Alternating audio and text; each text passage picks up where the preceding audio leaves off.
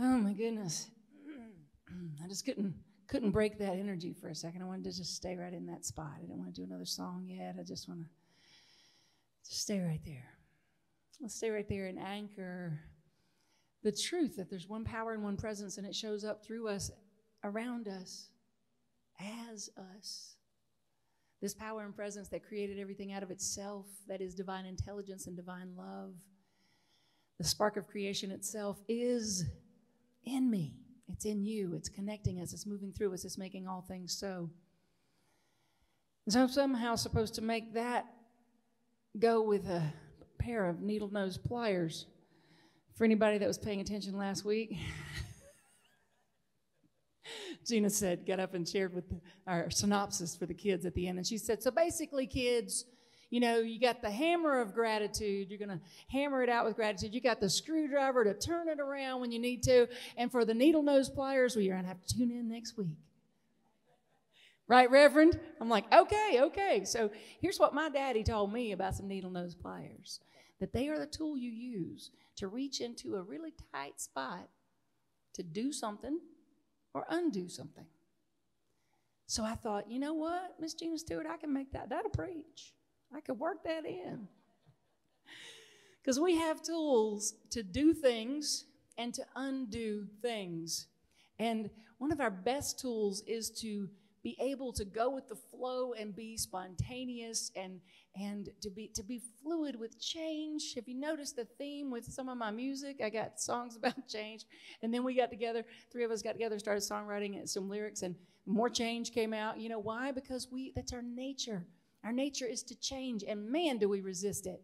And that's where our suffering comes from, right? So our nature is change and to be spontaneous. And so for the first time, I think ever, we're working on a new record and together as the Christy Snow Band. I'm pretty excited about it. And we brought someone else in to co-produce, and I don't think I've ever really done that. And so talk about going with change. You see, as Joseph Campbell said, it's not the unknown that we're afraid of, it's letting go of the known. So I knew how to produce the way I'd always produced, but I wanted this to be different. And I'm different, right? So I wanted that. So I had to take my own advice and step out of the way and welcome this new person in. And he came in, y'all, and he restructured like 3 songs. And I'm talking restructured like, stop there, add this there. And I was like, oh, okay. So I already wrote that song.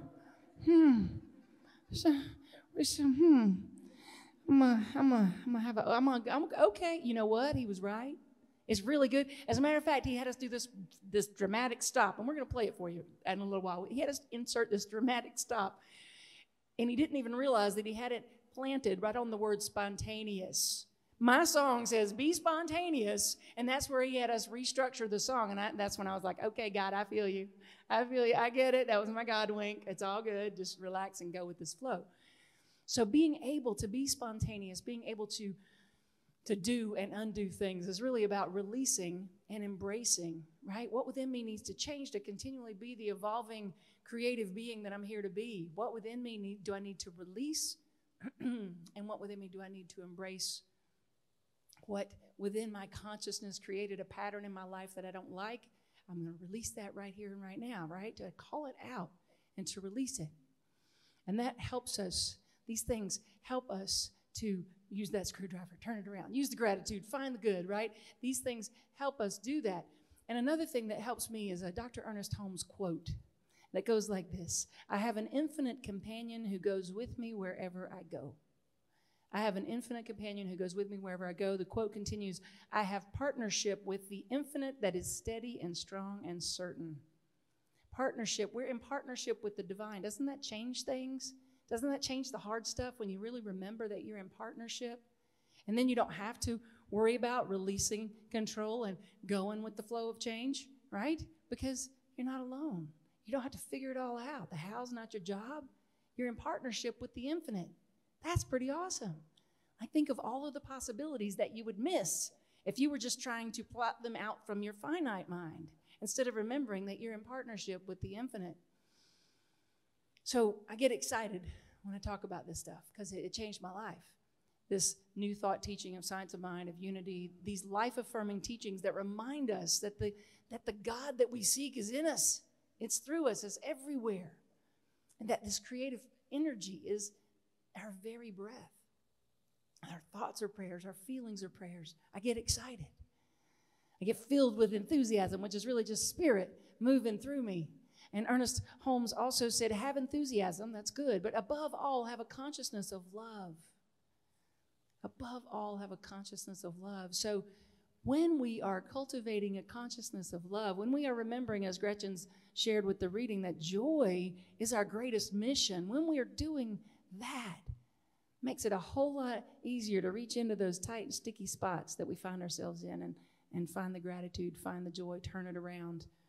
Makes it a whole lot easier. This being spontaneous thing. It helps break routines. They say that one of the best things you can do to keep your brain young and healthy is to change routine. Change routine. And I don't just mean like the way you go to work or the way you wash the dishes or whatever, although those are two good examples. But I mean all the way down to the little things. Like watch. I bet you get into the bed the same way on the same side every time. You probably get out of the same bed, resting on the same arm or pulling down with the same foot or something. You do. We go on autopilot so much, and it numbs us out. So take a different route to work. Sleep on the different side of the bed. Put the dishes in the different cupboard. Have your spouse or your friends go, what? What is happening here? Go for it. Do something different because it fires neurons. It keeps them firing. Right? It keeps us firing. It keeps us breaking habitual thinking and stepping into creative thinking, stepping into on purpose, intentional living, thinking, being. Mental stimulation is one of the best things that we can do. So change up your routines. And don't be afraid to be okay with what is right now. What is right now, wherever right now happens to be. Eckhart Tolle said, when you say yes to the isness of life, when you accept this moment as it is, you can feel a sense of spaciousness within you that is deeply peaceful. When you say yes to the isness. So if you choose to, it's always challenged by choice, but I encourage you to just close your eyes for a second, put your hand on your heart, take a deep breath. Right here, right now. The isness of this moment is good and very good. You can just let all the worries, all the deadlines, all the bills, everything fall away. And you breathe into the heart, into the isness, and all is well. All right, I don't want you napping out. You can come back to me now. No napping yet. But it's important to do that. It's good for us to do that occasionally. Just stop, especially when things are swimming, right? Your head's swimming, like things are like, what? I don't even know. I can't tell you how many times people will say, so what's the plan? And I'm like, next right thing, because I don't know, because life is moving fast, and I'm not sure. So the next right thing is what I focus on doing.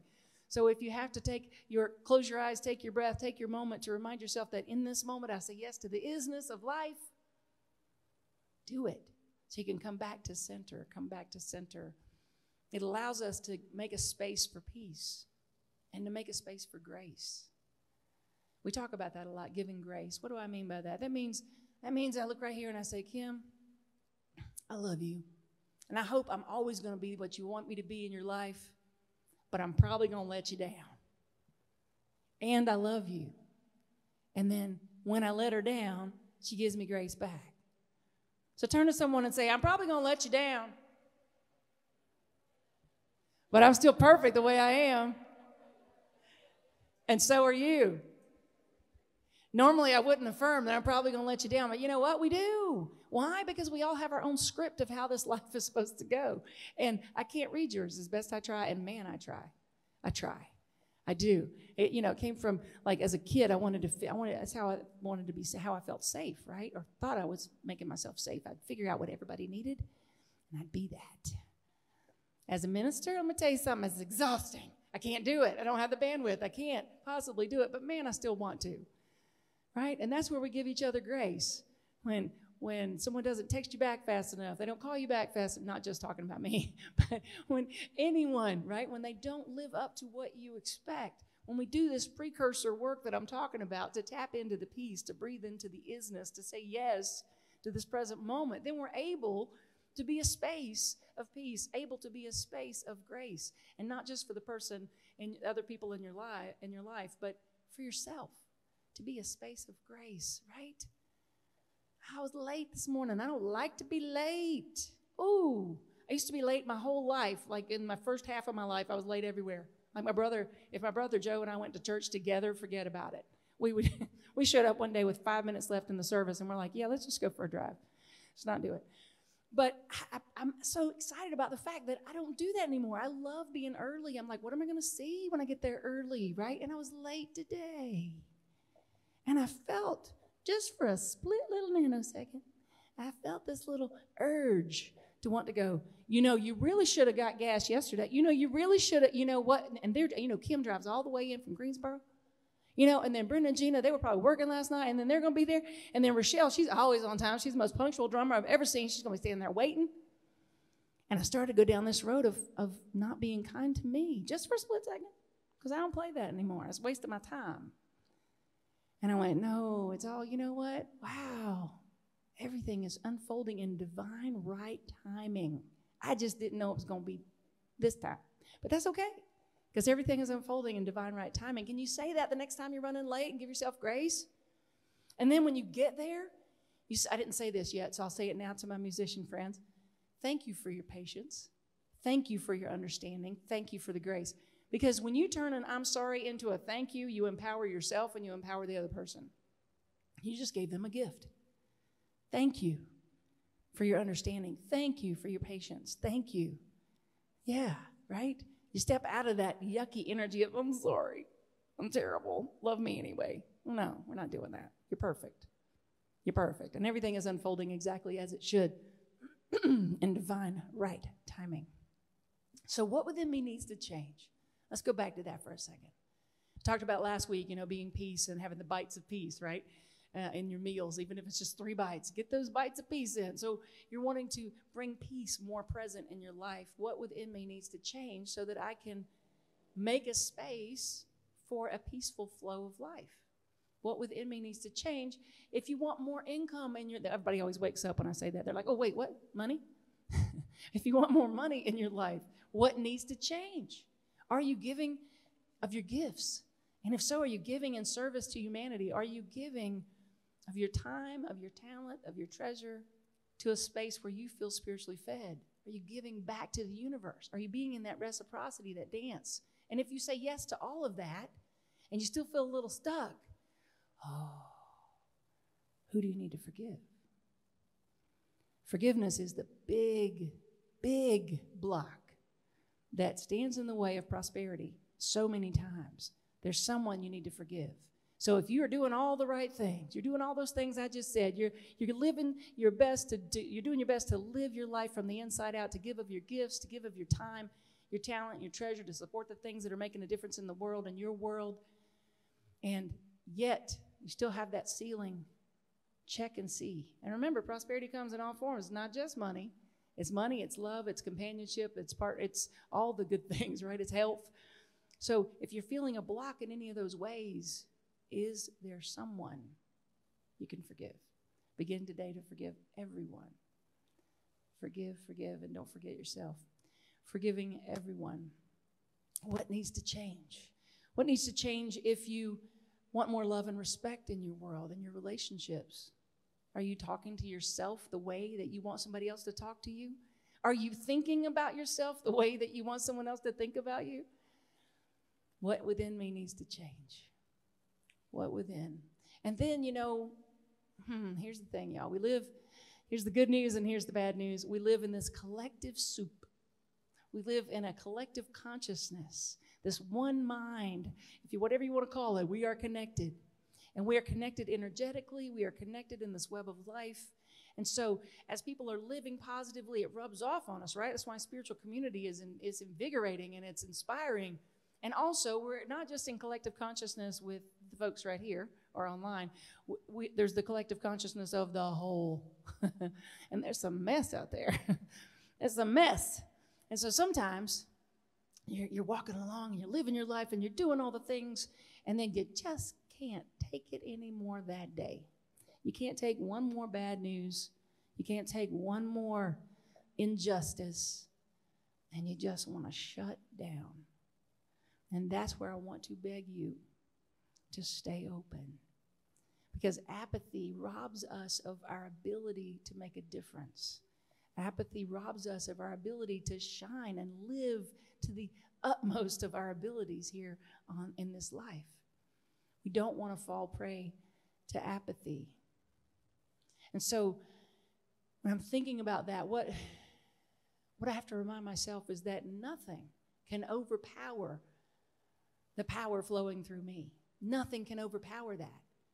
It's when I get into the little small me of the details trying to figure everything out, that can be overpowered and overwhelming, and I just get caught up in the soup of chaos. But nothing can overpower the one who is fully aware of the divine presence moving in, around, through, and as them. Nothing can overpower that. Say that with me. Nothing can overpower me. I live fully aware of the divine presence moving in me, around me, through me, and as me. Yes, as you. As you. Then, when we are living from that place, we're not falling prey to apathy. We are able to find balance. We're able to stand up, to speak up when there are injustices. We're able to be that solution that's needed. We're able to be that. And we're able to avoid the words of that Martin Niemöller poem. They came for the socialists, but I wasn't a socialist, so I didn't say anything. They came for the trade unionist, but I wasn't a trade unionist, and I said nothing. Oh, I guess that was a God slip there. They came for the trans person, and I wasn't trans, so I didn't say anything. Just add to that. They came for the Jews, but I wasn't Jewish, so I didn't say anything. And then they came for me, and there was no one left to speak up, right? We can't shut down, not in our individual lives and our relationships, and definitely not in the whole, because we are on this cutting edge of spirituality. We know that we are in divine partnership with the infinite, and we know that our thoughts and our feelings create outcomes in our world, and not just our individual world, but our collective consciousness world. So the world is waiting for us to show up as the answers that we seek, for us to show up as the solutions that are needed, for us to speak up, to choose love, to give grace, and to embrace change, because that's part of it. That's a big part of it. It's outside our comfort zone, but that's where the magic lives. If my wife has taught me anything, it's that. She's like, oh, we're going to frolic here now. I'm like, oh, okay, that wasn't on the, okay, we're frolicking, right? It's where the magic lives, stepping out of the comfort zone. Helen Keller said, alone we can do so little, but together we can do so much. Together we remind ourselves of these things, right? That we can step out of our comfort zone and be in that amazing creative field. So what within you needs to change to have something that you want to have in your life or experience or do or be? Where can you speak up in your life? With whom can you give grace? Oh, who do you want to forgive? And you might say, I don't want to forgive them. I mean, I can know they're back there, but I don't want to forgive them. Are you kidding me? I take them to every party. I sit them on a chair. I tell people about them. They're my companion. I'm not going to forgive them. I'm just going to take them and introduce them to the next person. Otherwise, what am I going to talk about if I don't have this person to talk about? Let them go. Let them go. Who within you needs to be forgiven because it's just holding you back? Doesn't mean you want to have lunch. Doesn't mean you want to hang out. Doesn't mean you condone. It means you let go so God can move through you in a bigger way. Where can I choose love today? And then lastly, also from our Science of Mind magazine, this is this month's magazine, find what I'm grateful for. I love this quote. It was earlier in the month, and the quote said, I find what I'm grateful for and love myself through uncertainty. Can you love yourself through uncertainty? I am confident that great things happen when I embrace change. I'm confident that great things happen when I embrace change. Everything in the universe lives to fulfill itself, to fulfill its nature. Your nature is change. You are an ever-evolving being. You can't resist that or you're going to suffer. That's just what it comes down to. So our nature is also peace and joy and love and harmony and freedom. Embrace that as well. And so it is.